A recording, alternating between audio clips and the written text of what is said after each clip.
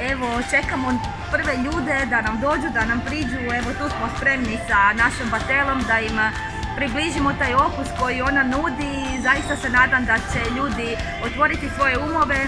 Malo jesmo ograničeni zbog cijele ove situacije sa covidom, ali zaista vjerujem da će se uz približavanje svih tih mjera da će to proći sve u najboljem redu. Mi smo naviknuti na ovakav način interakcije sa ljudima zato što mi idemo po sajmovima i naravno uvijek moraš kupcu približiti taj proizvod, da ga proba, da ga degustira, ali sada malo smo ograničeni, ali nadam se da će to proći bezbolno i da će ljudi htjeti probati naš proizvod i na kraju krajeva da će biti zadovoljni, da će im se svidjeti taj okus i da će ponijeti svoju malu teglicu sreće doma u svoje kuće i da će si napraviti palačinke, namazati na kruh, a i na žlicu jer kruh deblja, jel tako?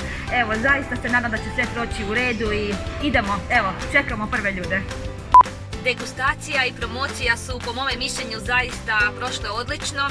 Malo sam se bojala zbog novog okusa koji ljudi nisu imali nikada prilike probati, a zbog cijele ove situacije sa covidom. Nisam znala kako će oni prilaziti, hoće se osloboditi, ali evo, uz poštivanje svih mjera zaista sam uspjela približiti našu batelu i taj okus ljudima i mogu reći da tko god je probao taj je i stavio batelu u svoju košaricu, ponesao je kući i pokušao će napraviti nešto novo, nešto zanimljivo sa našim namazom. Očekivanja su zaista ispunjena i više nego kako sam maštala, nadala se.